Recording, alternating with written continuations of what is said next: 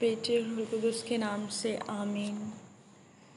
جو کچھ تم باپ سے مانگو گے وہ میرے نام سے تم کو دے گا۔ انجیل مقدس یوحنا کے مطابق اس کا 16 باب 23 سے 28 آیت۔ اس وقت یسوع نے اپنے شاگردوں سے کہا، میں تم سے سچ سچ کہتا ہوں، جو کچھ تم باپ سے مانگو گے وہ میرے نام سے تم کو دے گا۔ اب تک تم نے میرے نام سے کچھ نہیں مانگا، مانگو تو تم پاؤ گے تاکہ تمہاری خوشی کامل ہو۔ میں نے یہ باتیں تمثیلوں میں تم سے کہیں، وہ وقت آتا ہے کہ میں تم سے تمثیلوں میں پھر نہ کہوں گا، بلکہ باپ کی خبر تمہیں صاف صاف دوں گا۔ اس دن تم میرے نام سے مانگو گے اور میں تم سے نہیں کہتا کہ میں باپ سے تمہارے لیے درخواست کروں گا، اس لیے کہ باپ تو آپ ہی تمہیں پیار کرتا ہے، کیونکہ تم نے مجھے پیار کیا اور ایمان لائے ہو کہ میں خدا سے نکلا ہوں۔ میں باپ سے نکلا اور دنیا میں آیا ہوں، پھر دنیا کو چھوڑ کر باپ کے پاس جاتا ہوں۔ انجیل مقدس کے وسیلہ سے ہمارے گناہ معاف کیے جائیں۔ اے مسیح تیری ستائش ہو۔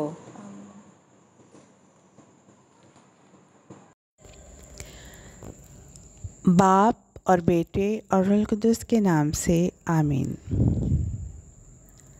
مسیح خداوند میں میرے عزیزو، ہم نے خداوند کے زندہ کلام سے جو تلاوت سنی ہے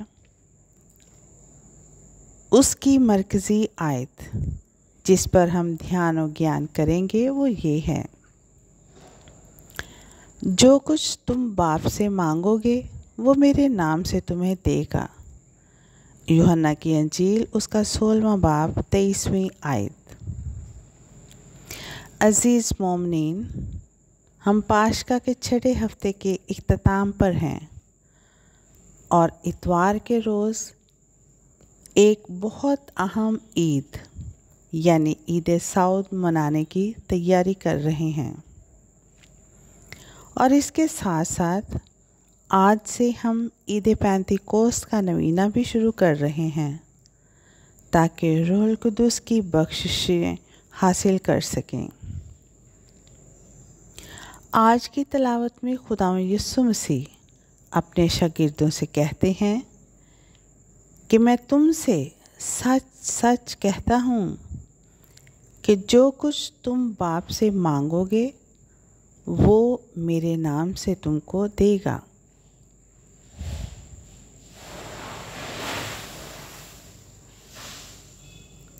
خداوند یسوع مسیح کی طرف سے دعا کے لیے ایک دعوت ہے کہ جو کچھ ہم چاہتے ہیں وہ خدا سے مانگ سکتے ہیں، کیونکہ اس نے کہا ہے کہ مانگو تو دیا جائے گا، ڈھونڈو تو پاؤ گے، کھٹکھٹاؤ تو تمہارے واسطے کھولا جائے گا۔ در حقیقت یسوع ہمیں واضح طور پر دعوت دیتا ہے کہ جو کچھ تم باپ سے مانگو گے وہ میرے نام سے تمہیں دے گا۔ ہمیں یہ تسلیم کرنا چاہیے کہ یسوع اپنے پیغام میں ایک خاص اور اہم نکتہ پیش کرتا ہے کہ جو کچھ ہم خدا سے سوچ سمجھ کر مانگیں اور درخواست کریں،